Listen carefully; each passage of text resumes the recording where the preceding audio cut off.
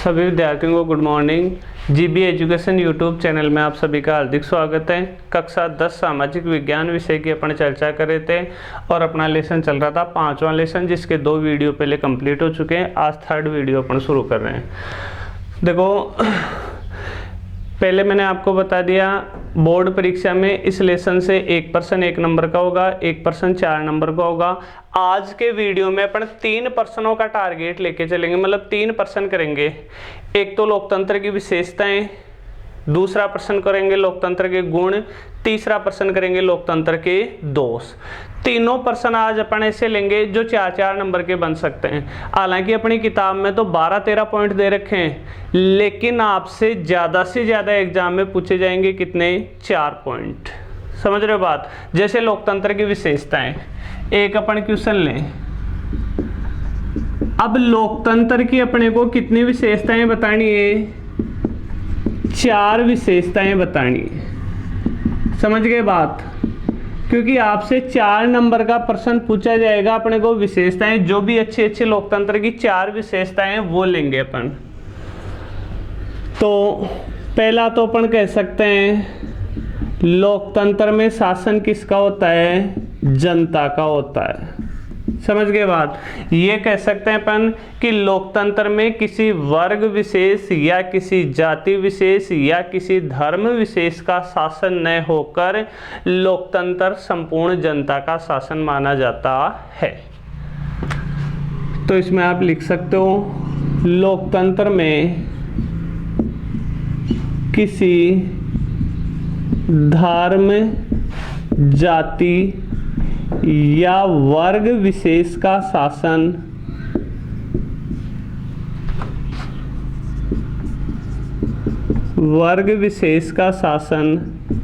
ना होकर संपूर्ण जनता का शासन होता है। तो लोकतंत्र में किसी वर्ग विशेष या धर्म विशेष का शासन नहीं होता। शासन किसका होता है? संपूर्ण जनता का शासन होता है। बहुत सिंपल से पॉइंट लेंगे अपन। दूसरा लेंगे जनता द्वारा निर्मित शासन।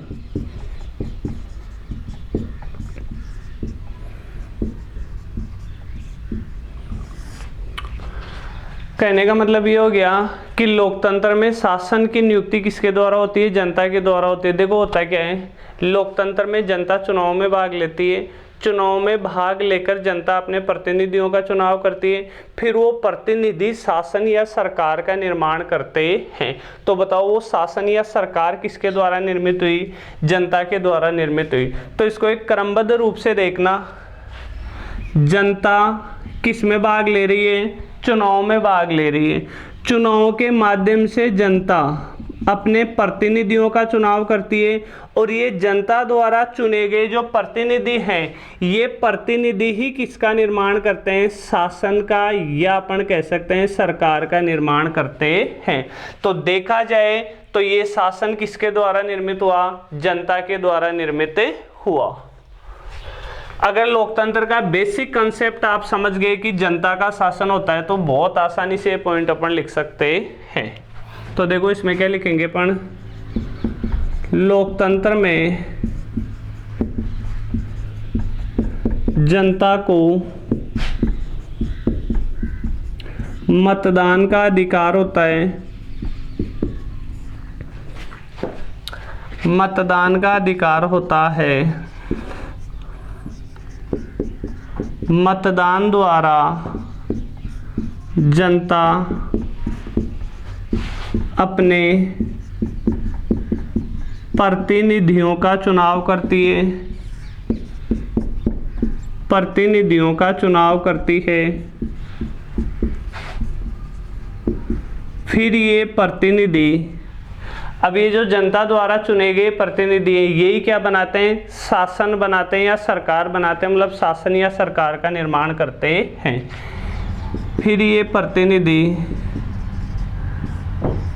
शासन कह दो चाहे सरकार कह दो, एक ही बात है, का निर्माण करते हैं। सिंपल से अपन 4 विशेषताएं लिखेंगे, 2 विशेषताएं अपने कंप्लीट हो चुकी हैं, तीसरी अपन कह सकते हैं जनता के प्रति उत्तरदायी शासन।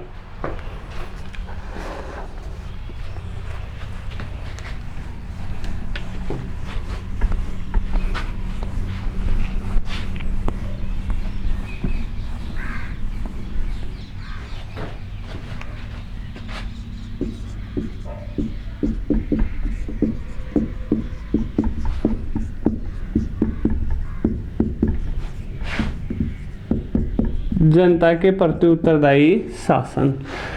देखो लोकतंत्र में होता क्या है, जो शासन या सरकार होती है वो किसके प्रति उत्तरदायी होती है, जनता के प्रति उत्तरदायी होती है। सरकार हमेशा जनता के हित में कार्य करती है। क्यों करती है? क्योंकि यदि शासन या सरकार जनता के हित में कार्य नहीं करेंगे, जनता के प्रति उत्तरदायी नहीं होंगे, तो जनता को ये अधिकार भी होता है कि अगले चुनाव में वो सरकार को बदल भी सकती है। अब सरकार बदलने की शक्ति किसके पास हो गई? जनता के पास हो गई। इसलिए शासन या सरकार हमेशा किसके प्रति उत्तरदायी होती है? जनता के प्रति उत्तरदायी होती है। लोकतंत्र में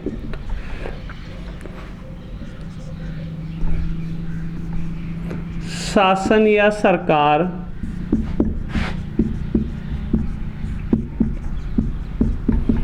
जनता के प्रति उत्तरदायी होती है, जनता के प्रति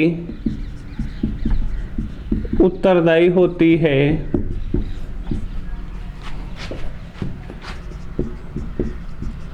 अर्थात सरकार जनता के हित में कार्य करती है। क्योंकि यदि सरकार कह दो चाहे शासन कह दो, एक ही बात है, जनता के हित में कार्य नहीं करे तो जनता अगले चुनाव में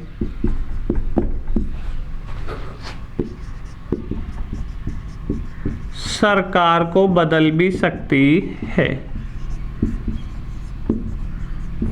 कहने का मतलब ये हो गया कि भाजपा का शासन हो चाहे कांग्रेस का शासन हो, हमेशा किसके प्रति उत्तरदायी होगा? वो जनता के प्रति उत्तरदायी होगा। जैसे आज केंद्र में भाजपा का शासन है, अगर भाजपा जनता के हित में कार्य नहीं करेगी तो जनता अगली बार भाजपा की जगह कांग्रेस को ले आएगी, और कांग्रेस अगर जनता के हित में कार्य नहीं करेगी तो अगली बार जनता किसको ले आएगी? भाजपा को ले आएगी। इसका मतलब शासन किसके प्रति उत्तरदायी होता है? जनता के प्रति। लास्ट एक पॉइंट अपन इसमें लिख सकते हैं विशेषताओं में, लोकतंत्र एक साधन है, साध्य नहीं।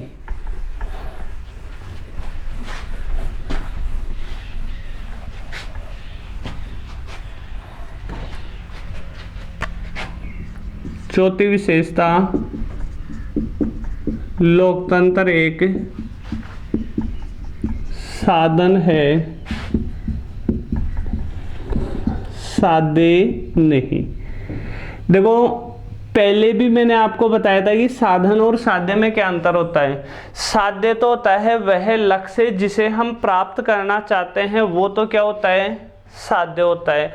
और उस लक्ष्य की प्राप्ति के लिए जो जो अपन को सहायता देता है, मतलब लक्ष्य की प्राप्ति में जो जो अपने लिए सहायक होता है, वो क्या कहलाता है? साधन कहलाता है। जैसे पिछले वीडियो में मैंने आपको उदाहरण दिया था कि आप लोगों के लिए साध्य या लक्ष्य तो क्या है? 10th क्लास के एग्जाम में काफ़ी अच्छे अंक प्राप्त करना, ये तो आपका साध्य या लक्ष्य हो गया। अब इस साध्य या लक्ष्य को प्राप्त करने के लिए आपकी कौन कौन सहायता कर रहा है? ऑनलाइन क्लासें आपकी सहायता कर रही हैं। उसके बाद जब स्कूल प्रॉपर प्रारंभ हो जाएंगी तो स्कूल में जो टीचर पढ़ाएंगे वो तुम्हारी सहायता करेंगे, बुक्स तुम्हारी सहायता करते हैं, तो ये तुम्हारे लिए क्या हो गया? साधन हो गया। इसी प्रकार मेन लक्ष्य तो क्या होता है? साध्य तो क्या होता है? जनता को न्याय, स्वतंत्रता, समानता ऐसे अधिकार देना, ये तो क्या हो गया? साध्य हो गया। और इन्हें अधिकारों की मतलब स्वतंत्रता, समानता, न्याय जैसे अधिकारों की प्राप्ति के लिए साधन के रूप में किसको अपनाया गया है? लोकतंत्र को अपनाया गया है। तो लोकतंत्र क्या हो गया? एक साधन हो गया। किसी भी शासन व्यवस्था में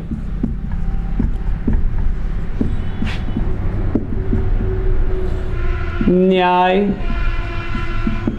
स्वतंत्रता, समानता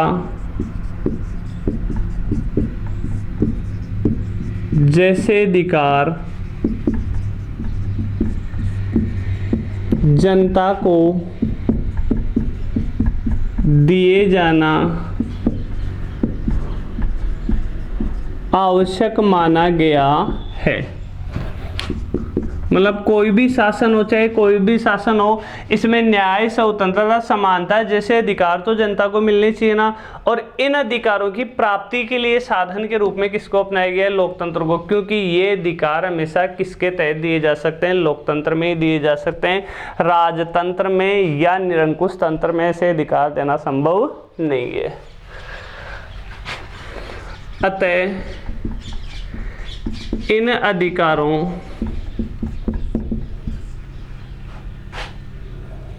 को जनता को प्रदान करने के लिए लोकतंत्र को एक साधन के रूप में अपनाया गया है। लोकतंत्र को एक साधन के रूप में अपनाया गया है। ये तो क्या हो गई अपने लोकतंत्र की विशेषताएं। प्रारंभ में मैंने आपको बताया था 3 प्रश्न लेंगे अपन इस आज के वीडियो में, 4-4 नंबर के। एक तो लोकतंत्र की विशेषताएं देखेंगे, फिर देखेंगे लोकतंत्र के गुण, फिर देखेंगे लोकतंत्र के दोष।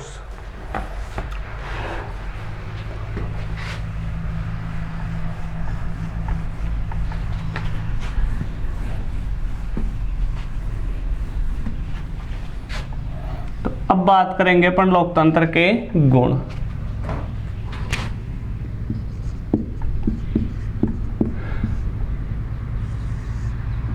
देखो क्या फायदा होता है लोकतंत्र से, क्या क्या अच्छी अच्छी बातें होती हैं लोकतंत्र में। तो अब तक अपन ने विशेषताएं देखी, इन विशेषताओं के आधार पर अपन लोकतंत्र के गुण भी निकाल सकते हैं आराम से। विशेषताओं में से ही अपने को लोकतंत्र की अच्छी अच्छी बातें निकालनी है। जैसे पहला गुण तो मैं ये बता सकता हूँ कि इससे सार्वजनिक हित में वृद्धि होती है। पहला गुण क्या बताया जा सकता है? सार्वजनिक हित में वृद्धि। ये अपन इस आधार पे बता सकते हैं कि भाई लोकतंत्र में जो शासन या सरकार है वो सार्वजनिक हित में मतलब जनता के हित में कार्य करता है। क्यों करता है? तो इसका कारण भी अपने को पता चल चुका है। क्योंकि यदि सरकार या शासन सार्वजनिक हित में मतलब जनता के हित में कार्य नहीं करेंगी तो जनता अगले चुनाव में उस शासन या सरकार को बदल सकती है। तो पहला गुण तो क्या हो गया? सार्वजनिक हित में वृद्धि। लोकतंत्र में सरकार सार्वजनिक हित में, सार्वजनिक हित का मतलब क्या हो गया? जनता का हित, अर्थात जनता के हित में कार्य करती है। क्योंकि यदि सरकार जनता के हित में कार्य नहीं करती है, जनता के हित में कार्य नहीं करती है तो जनता इस सरकार को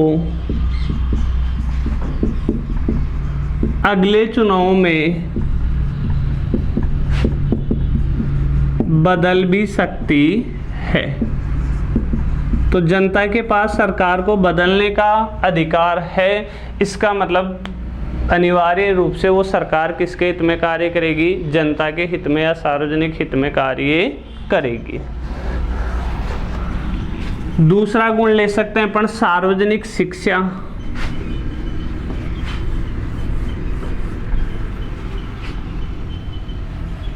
देखना सार्वजनिक शिक्षा का मतलब क्या होता है। दूसरा गुण क्या लेंगे अपन, सार्वजनिक शिक्षा। सार्वजनिक शिक्षा का मतलब सभी को शिक्षा। देखो लोकतंत्र में क्या होता है कि जनता चुनाव में भाग लेती है, जनता मतदान में भाग लेती है। मतदान या चुनाव में भाग लेने से बताओ जनता को मतदान की शिक्षा मिली कि नहीं मिली। अगर वहाँ निरंकुश तंत्र होता, जैसे पहले चलते थे ना राजा महाराजा, राजा उसके बाद उसका बेटा राजा, उसके बाद उसका बेटा राजा, ये जो राजतंत्र चलता था, इसमें जनता को तो कुछ सीखने को मिलता ही नहीं था। जनता तो बेचारी घर बैठी रहती थी, जनता को राजनीति में भाग लेने से कोई मतलब ही नहीं था। अब जब लोकतंत्र जब से चला है तो जनता खुद मतदान में भाग लेती है, तो एक तो जनता को मतदान की शिक्षा मिलती है, दूसरा लोगों के क्या अधिकार होते हैं, लोगों के क्या कर्तव्य होते हैं। ये अधिकार कर्तव्यों की बात राजा महाराजाओं के टाइम पे तो होती नहीं थी। ये अधिकार और कर्तव्यों की शिक्षा भी लोगों को किसकी वजह से मिली है, लोकतंत्र की वजह से मिली है, क्योंकि लोकतंत्र में ही लोगों को क्या दिए जाते हैं, अधिकार दिए जाते हैं। तो ये शिक्षा केवल किसकी बदौलत मिली है, लोकतंत्र की बदौलत मिली है। लोकतंत्र में जनता चुनाव में भाग लेती है,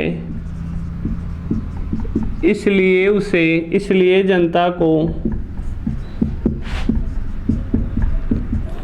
मतदान की शिक्षा मिलती है कि मतदान कैसे क्या होता है, इसकी शिक्षा जनता को इन चुनाव से मिल जाती है।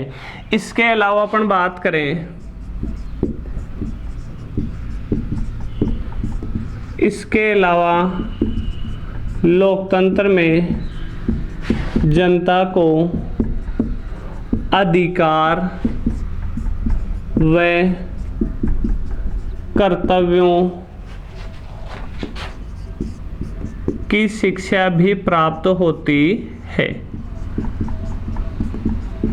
देखो भारत में लोकतंत्र है, यही कारण है कि अपनी किताब में जैसे 9th क्लास के सिलेबस में था, 12th क्लास के पॉलिटिकल साइंस के सिलेबस में आता है नागरिकों के मूल अधिकार। अब 6 मूल अधिकार जो वर्तमान में नागरिकों को मिले हुए हैं, भारत में लोकतंत्र है इसलिए आपको ये मूल अधिकारों की शिक्षा दी जाती है। कोई सी भी आप NCERT की कोई सी भी किताब उठा लो, माध्यमिक शिक्षा बोर्ड की किताब उठा लो, लास्ट पन्ने को खोलेंगे अपन तो लास्ट में, किताब के लास्ट में लिखा होता है मूल कर्तव्य। तो एक कर्तव्यों की शिक्षा और अधिकारों की शिक्षा केवल और केवल कहाँ दी जाती है, जहां लोकतंत्र होता है। इसका मतलब लोकतंत्र में सबको क्या दी जाती है, शिक्षा दी जाती है।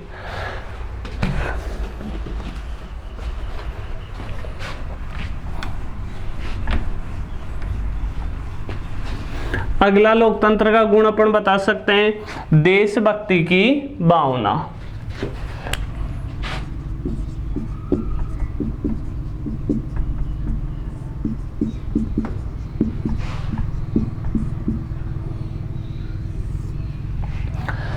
इसका मतलब समझना, भारत में लोकतंत्र है ये अपने को सबको पता है। ये जो भारत देश है ये किसका है, मोदी का है कि राहुल गांधी का है कि अशोक गहलोत का है कि वसुंधरा राजे सिंधिया का है किसका ये देश?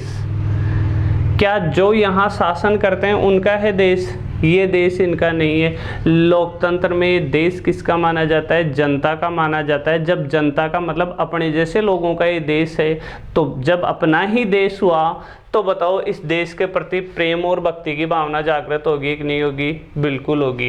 यही कारण है कि लोकतंत्र की वजह से लोगों में देशभक्ति और देश प्रेम की भावना जागृत होती है। तो इसमें अपन ये लिखेंगे, लोकतंत्र में देश किसी वर्ग, किसी जाति, धर्म या वर्ग विशेष का नहीं माना जाता। जाति, धर्म या वर्ग विशेष की संपत्ति देश को लिख देते हैं। पर लोकतंत्र में देश को किसी जाति, धर्म या वर्ग विशेष की संपत्ति नहीं माना जाता। बल्कि संपूर्ण, जबकि संपूर्ण जनता की संपत्ति माना जाता है। देश किसकी संपत्ति है? अपनी संपत्ति है। देश अपनी धरोहर है। संपूर्ण जनता की संपत्ति माना जाता है। इस कारण लोकतंत्र से जनता में देश प्रेम व देशभक्ति की भावना, जनता में देश प्रेम व देशभक्ति की भावना का विकास होता है। एक गुण अपन लोकतंत्र का ये बता सकते हैं, कौन सी भावना? देशभक्ति की भावना। चौथा अपन लोकतंत्र का गुण बता सकते हैं क्या? यहाँ एक स्वतंत्र व निष्पक्ष न्यायपालिका होती है। लोकतंत्र का चौथा गुण क्या बता सकते हैं अपन? स्वतंत्र व निष्पक्ष न्यायपालिका। कैसे? देखो, लोकतंत्र का मतलब होता है कि लोकतंत्र में लोगों को अधिकार दिए जाते हैं। समझ गए बात? अब लोकतंत्र में लोगों को अधिकार तो दे दिए गए, लेकिन इन अधिकारों की सुरक्षा कौन करेगा? तो इन अधिकारों की सुरक्षा के लिए एक स्वतंत्र और निष्पक्ष, मतलब ऐसी न्यायपालिका होती है जो किसी के साथ कोई पक्षपात नहीं करती। लोकतंत्र में लोगों को अधिकार दिए जाते हैं तथा इन अधिकारों की सुरक्षा के लिए स्वतंत्र व निष्पक्ष न्यायपालिका होती है। ये अपन लोकतंत्र के क्या बता सकते हैं? 4 गुण। समझ गए बात? अब देखो, किताब में जो पॉइंट दे रखे हैं उन पॉइंटों में से ये तो मैंने 4 विशेषताएं ली है और किताब के पॉइंट ही मैंने लोकतंत्र के 4 गुणों में लिखे हैं। मेरी तरफ से मैंने कोई पॉइंट बना के नहीं लिखा, क्योंकि कई बार क्या होता है कि जो कॉपी चेक करने वाला होता है एग्जामिनर, वो किताब के अकॉर्डिंग प्रश्नों को सही मानता है। समझ गए बात? अगर आपको विशेषताएं और गुणों में कोई कंफ्यूज हो जाए तो विशेषताएं आप गुणों में भी लिख सकते हो और गुणों की बातें आप विशेषताओं में भी लिख सकते हो, आपका एकदम आंसर सही होगा। लेकिन कोशिश ये करना, कई बार क्या होता है कि एग्जामिनर चेक करने वाला पॉइंट लिख के रखता है, कोशिश ये करना दोनों को अलग अलग याद करने की। बाई चांस अगर एग्जाम में भूल जाओ तो गुण आप विशेषताओं में लिख सकते हो, क्योंकि ये लोकतंत्र की विशेषता भी तो हो सकती है ना। समझ गए बात? अब लास्ट अपन इसमें लेंगे लोकतंत्र के दोष।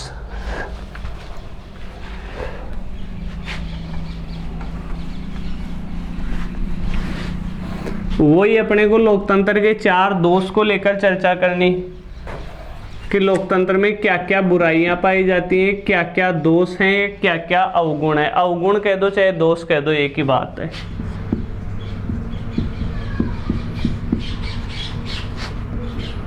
तो पहली बुराई तो अपन लोकतंत्र की क्या कर सकते हैं? लोकतंत्र की व्यक्ति संबंधी धारणा गलत। एक बार मैं इसका थोड़ा सा वर्णन बोर्ड पे लिख देता हूं, उसके बाद समझाऊंगा आपको। लोकतंत्र में व्यक्ति को बुद्धिमान प्राणी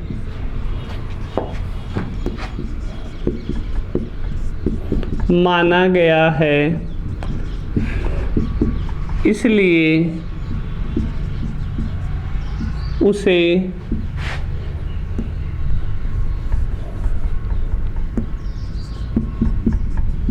शासन की वजह से सरकार लिख देते हैं। एक ही बात है, वैसे शासन कह दो चाहे सरकार कह दो, सरकार, देखो लोकतंत्र में व्यक्ति को बुद्धिमान प्राणी माना गया है, इसलिए उसे सरकार बनाने का अधिकार दिया गया है। या तो अपन ये लिखें, या सिंपल भाषा में अपन ये कह सकते हैं, लोकतंत्र में व्यक्ति को बुद्धिमान प्राणी माना गया है, इसलिए उसे मत देने का अधिकार दिया गया है, जिसके माध्यम से वो सरकार बनाता है। ज़्यादा समझ में आएगा शायद। इसलिए उसे मत देने का अधिकार दिया गया है। समझ गए बात। लेकिन अब सुनना आगे बात, ये तो अभी तो गुण ही हुआ है, अपने को तो बात अवगुण की करनी है ना। तो देखो लोकतंत्र में व्यक्ति को मत देने का अधिकार दिया गया है। क्यों दिया गया है? क्योंकि लोकतंत्र ये मानता है कि व्यक्ति बुद्धिमान प्राणी है, जबकि वास्तव में अपन सोचें तो व्यक्ति कोई बुद्धिमान प्राणी नहीं है। व्यक्ति सबसे मूर्ख प्राणी होता है। क्यों होता है? जब भी कोई भी व्यक्ति, आज आप लोग अगर गांव के हो तो आप लोग खुद एक बार सोच लेना, अपने घर वाले या हम लोग जो मत देते हैं, क्या वो योग्य उम्मीदवार को मत देते हैं? क्या अपन योग्य उम्मीदवार को नहीं देते अपन मत? भारत के ज्यादातर लोग बाग जाति और धर्म के नाम पर अपना वोट दे के आते हैं कि भाई फलाना खड़ा है, अपनी जाति का है, जाट है, शर्मा है, ब्राह्मण है, नाई है, बलाई है, वर्मा है, जो भी है, मीणा है, तो वो तो अपनी जाति का है, तो अपने तो उसको वोट दो। क्या बुद्धिमान व्यक्ति जाति के आधार पर वोट देता है? क्या बुद्धिमान व्यक्ति को कभी भी जाति के आधार पर वोट नहीं देना चाहिए। बुद्धिमान मतदाता वही होता है जो योग्यता के आधार पर मतदान करे। जबकि भारत में तो ज्यादातर लोग मूर्ख हैं, क्योंकि लोकतंत्र को तो वैसे ही मूर्खों का शासन कहते हैं। क्यों कहते हैं? क्योंकि लोग बाग भावनाओं में बहकर मतदान दे जाते हैं। कैसे? एक कोई बुजुर्ग आदमी है, वो कहता है आपसे आके, बेटा मेरा तो लास्ट चुनाव है, कैसे भी करके मुझे इस चुनाव में तो जिता दो। अपन भावनाओं में बह जाते हैं और उसको वोट दे देते हैं। तो बाबा आपका लास्ट चुनाव है, तो आप घर बैठो ना, इतने बुजुर्ग हो के क्या तो आप देश की सेवा कर पाओगे? किसी नए लड़के को चुनाव लड़ने दो ना। लेकिन बूढ़े बूढ़े व्यक्ति भी सोचते हैं मरने से पहले एक तो चुनाव जीत के मरे। समझ गए बात। तो लोग भावनाओं में बहकर धर्म जाति के नाम पर मतदान देते हैं, इसलिए व्यक्ति को जो बुद्धिमान माना गया है, लोकतंत्र की ये धारणा क्या है? एकदम गलत। जबकि व्यक्ति बुद्धिमान प्राणी नहीं होता, क्योंकि वह भावनाओं में बहकर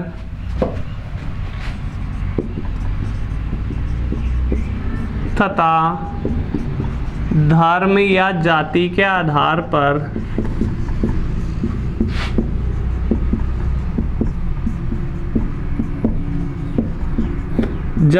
आधार पर अपना मत देता है, ना कि योग्यता के आधार पर। अपन ये नहीं देखते कि भाई कौन सा उम्मीदवार ज़्यादा योग्य है, ये सोच के अपन वोट कभी नहीं देते। अपन तो ये सोच के वोट डाल देते हैं कि भाई फलाना अपनी कास्ट का है, अपनी जाति का है। दूसरा अपन लोकतंत्र का दोष माने तो अपन लिख सकते हैं बुद्धिजीवी वर्ग की उदासीनता। बुद्धिजीवी वर्ग का मतलब समझते हो, जो बुद्धिमान लोग होते हैं ना, वो उदासीन रहते हैं, राजनीति में भाग नहीं लेते हैं। वो राजनीति को तो एक गंदी वस्तु मानते हैं, इसलिए बुद्धिजीवी वर्ग या बुद्धिमान लोग राजनीति से दूर रहते हैं, और बुद्धिमान लोग ही राजनीति से दूर रहते हैं। इसका मतलब लोकतंत्र की धारणा तो क्या है? गलत है। तो दूसरा अवगुण बता सकते हैं अपन क्या? बुद्धिजीवी वर्ग की उदासीनता। इसमें अपन लिखेंगे बुद्धिजीवी वर्ग राजनीति को एक गंदी वस्तु मानता है,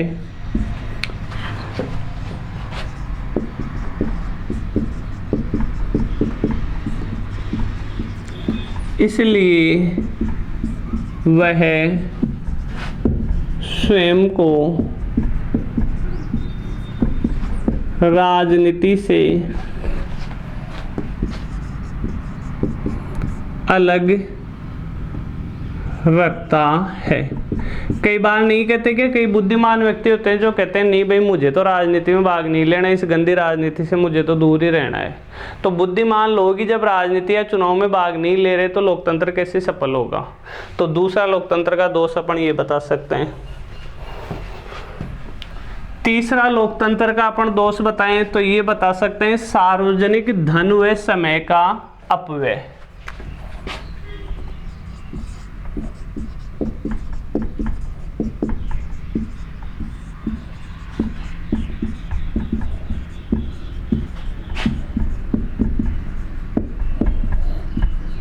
देखो लोकतंत्र में तो चुनाव होते हैं, आपने देखा होगा चुनाव के वक्त कैसे गाड़ियों की भरमार रहती है, प्रत्येक नेता की गाड़ी इधर से उधर दौड़ती है और लगभग महीने 2 महीने पहले ही वो प्रचार प्रारंभ कर देते हैं। चुनाव प्रचार में कितने व्यक्तियों का कितना समय बर्बाद होता है अपन देख सकते हैं। गाड़ियां दौड़ती हैं तो कितना धन भी बर्बाद होता है। तो एक तो लोकतंत्र का ये भी दोष अपन बता सकते हैं कि लोकतंत्र में चुनाव प्रचार के समय काफी धन व समय का अपव्यय होता है। इसके अलावा देखो और कहाँ होता है वो भी बताऊंगा। लोकतंत्र में चुनाव प्रचार में समय व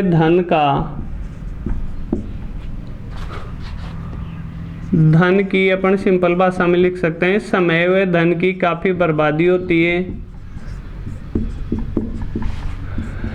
अब इसके अलावा और बात बताएं अपन। देखो राजतंत्र में तो क्या होता है, राजा के बाद में उसका बेटा राजा, ये लो 1 रुपया भी नहीं लगा भाई, ना तो कोई चुनाव प्रचार की जरूरत, ना तो समय खर्च हुआ, ना धन खर्च हुआ। समझ गए बात।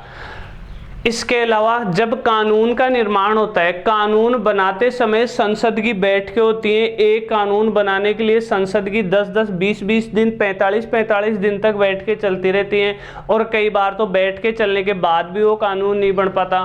तो इतने सारे संसद के सदस्य जाते हैं, दिल्ली जाते हैं, दिल्ली जाकर बैठक करते हैं, फिर वो कानून बनाते हैं, फिर लोकसभा राज्यसभा से बनने के बाद वो कानून राष्ट्रपति के पास जाएगा, मतलब वो विधेयक राष्ट्रपति के पास जाएगा, राष्ट्रपति के हस्ताक्षर होने के बाद वो कानून बनेगा। तो कानून बनने में भी कितना समय लगता है। जबकि राजतंत्र होता है उसमें राजा ने फटाफट आदेश निकाला, राजा के आदेश ही क्या हो जाता है, कानून हो जाता है। तो लोकतंत्र का एक दोष अपन ये बता सकते हैं कि कानून निर्माण में भी काफी समय लगता है और धन लगता है। इसके अलावा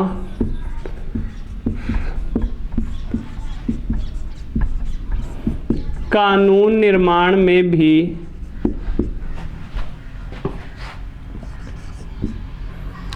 धन व समय का अपव्यय होता है। धन व समय का अपव्यय होता है। 3 दोष हो गए। चौथा एक सिंपल सा छोटा सा 2 लाइनों का अपन ये बता सकते हैं कि मतदाताओं की उदासीनता।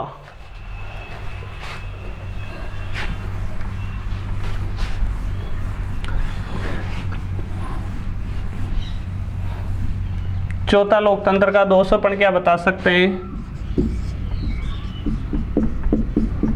मतदाताओं की उदासीनता। इसका मतलब क्या हो गया, बहुत से मतदाता, मतदाता का मतलब मत देने वाले, मतदान में भाग ही नहीं लेते, वोट देने जाते ही नहीं कि क्या करेंगे पर तो वोट देके जो जीतेगा वो जीत जाएगा। तो भाई ऐसे करने से थोड़ी लोकतंत्र सफल होगा। तो बहुत से मतदाता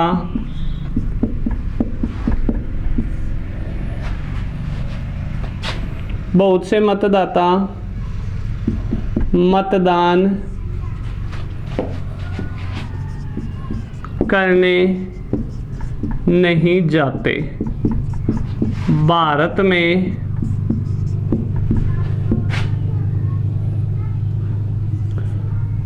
चुनाव के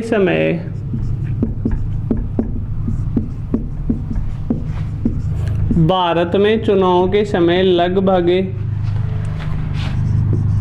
50 से 60% लोग ही मतदान करते हैं।